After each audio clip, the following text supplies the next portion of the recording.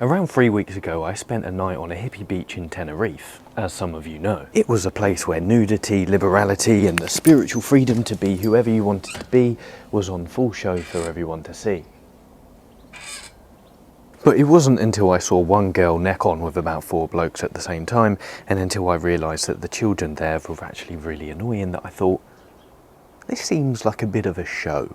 You see, I can't tell whether people are becoming more or less religious nowadays. But one thing I know for sure is the ladies love a spiritual man. But don't get your hopes up, lads, because that's not why I've created this video. Besides, we've lost many men to the perils of spiritual pretension in the hopes that they would one day get into a girl's knickers. And I don't want to lose you either. So, within the next few minutes, I'm going to give you a how-to on spirituality without you needing to grow dreadlocks, stop using deodorant, or call everyone you meet brethren. No, in fact, you're already spiritual. I saw a post on Twitter the other day from some relatively good-looking woman, and it was about my image of the ideal spiritual man. It involved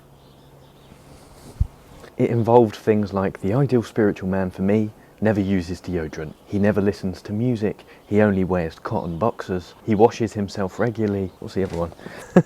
Yeah, and he doesn't use plastic, to which the first comment was, I bet you're single. Being spiritual means dedicating at least some of your time to seeing the nature of how things really are, and the way things are isn't the way your mind tells you they are. I wish I had a camera assistant.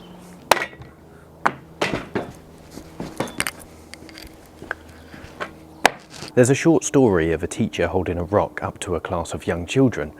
The teacher says, "What's this?" And everyone says, "It's a rock." Until one girl calmly says, "It's a noun."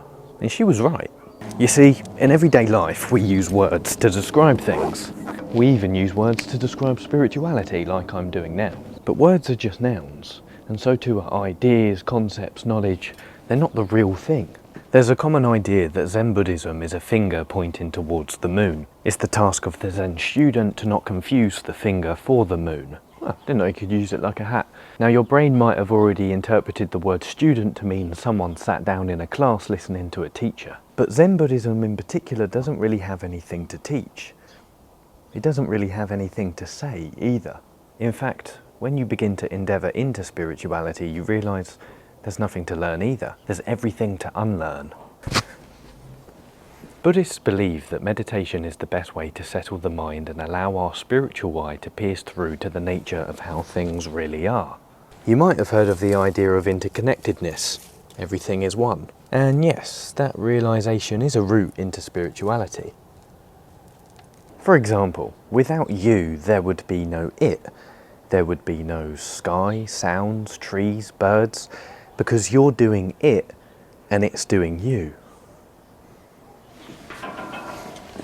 The British philosopher Alan Watts said that if you believe the opposite of this and that you're just some secluded specimen in the world disconnected from everything else, then the idea of suicide makes sense.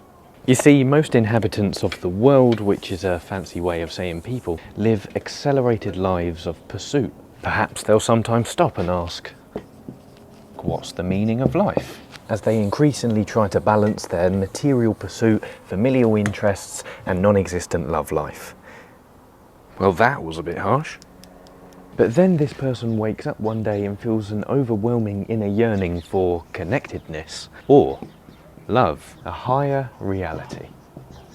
And then he'll realise that awakening to his spiritual side involves a non-grasping, a non-action, if you will, because you cannot understand life and its mysteries as long as you try to grasp it. Indeed, you cannot grasp it, just as you cannot walk off with a river in a bucket. So you step back, laugh, and relax. Not meaning you don't engage in action and that you sit back in your armchair all day, but rather that you relax into your spirit, which is never absent. It's always there, waiting for your return. If you try to capture running water in a bucket, it is clear that you do not understand it and that you will always be disappointed, for in the bucket the water does not run. To have running water, you must let go of it and let it run. The same is true of life and God. Lou, I knew you'd do this. What? Get all wordy and make us read between the lines of what you're saying? Slow your loaf, Hovis. What do you expect? A morning routine on how to align your chi? Yeah, well, at least tell us the one big thing we can do to become more spiritual. Give me a chance. Bloody hell.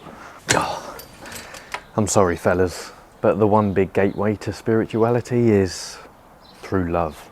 Now, more love won't save the hell-bound toxic relationship you have with your missus, but it will awaken you to the interconnectedness of everything. And then, perhaps, God forbid, you might even begin to love yourself and become more like the adept in Zen, who is human with the same artless grace with which a tree is a tree.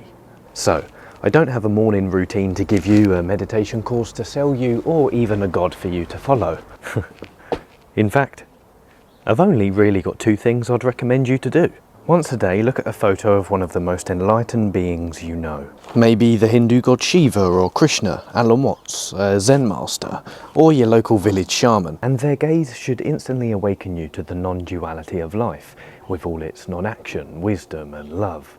And then you realise that enlightenment is just like everyday life, but 3 inches off the ground. Is that 3 inches? And I've got one last instruction to recommend you, which a drunk man once said to me in a Greek fast food restaurant in Bristol. Experience your soul. Because it's waiting for you.